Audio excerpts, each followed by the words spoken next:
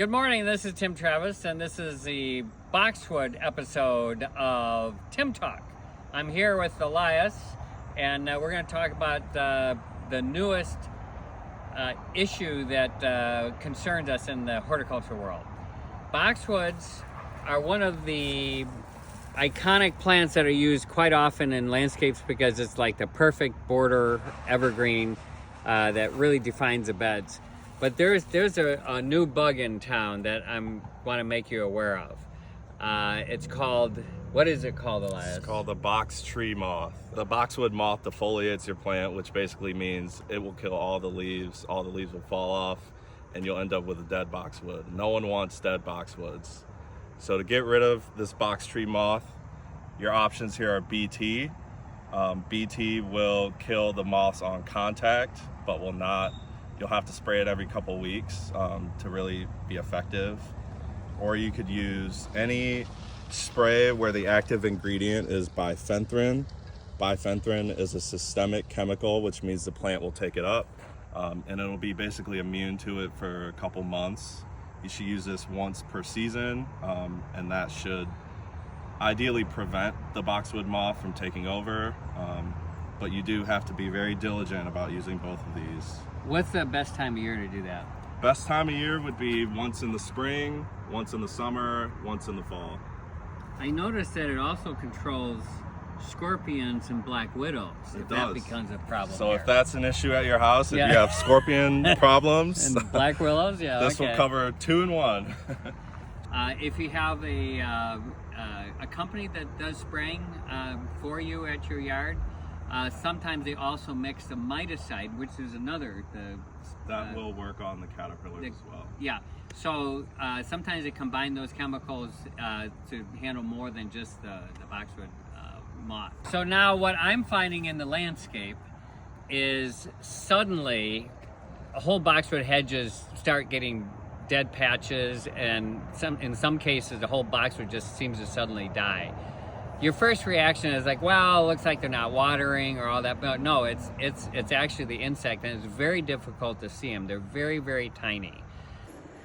This is a very healthy boxwood that's been here for 25 years, and then it was drastically affected a few weeks ago, and you can see all the dead in here. This is very classic symptoms. It's kind of like webbing and just really bad.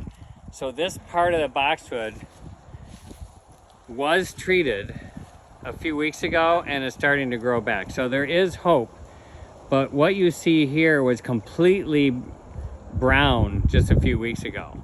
And they did treat it, and it's all starting to come back. So there is hope, but when you see this, it's kind of scary. So don't give up, because treating it is an option. Now, what's causing this, unfortunately, is certain horticultural practices out there.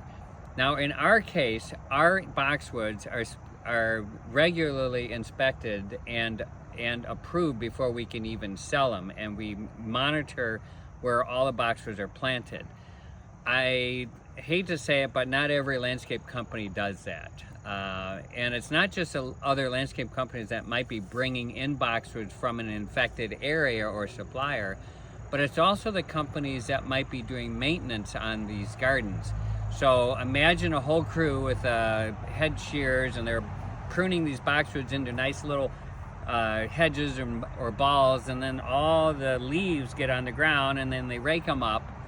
Some of those leaves could be infected with the insect now, and they may not be disposing of them properly, and then they go to their next customer, and they're essentially spreading it that way. So we're very concerned on how things are managed to control this bug, and we have to be very proactive. But it's something to definitely look for. I don't have any examples of the moth here at the nursery because we take it, we don't bring it here. Keep an eye open. It happens very quickly, unexpectedly. But there are a couple options for plants if you don't want boxwoods, and Elias is going to be reviewing those options. Here we have holly, which can be used as an alternative to boxwoods. They do prefer a lot of shade as opposed to boxwoods, which can be planted full sun, full shade. The hollies will be evergreen, which is a bonus. And then you do get little berries on them, which will last you through the winter, give you a little bit of interest. So there's a lot more variety when it comes to size than the boxwoods, but these are a good alternative if you're looking for an evergreen hedge. Here we have yews as another alternative, a great evergreen shrub. You do get berries on them as well. They can get anywhere from 3 foot to about 6 foot. You can keep them nice and short as a nice hedge to replace boxwoods. The only issue with yews is, as we all know, the deer have started eating in the past couple years. So if you're going to use these as an alternative, you will have to spray for deer. You'll have to keep them protected throughout the winter. So depending on your skills as a gardener, azaleas are also a really nice plant that you can keep as a hedge. Of course, you get that beautiful flower on them in the spring. They come in all kinds of colors: whites, reds, orange, yellow, pink.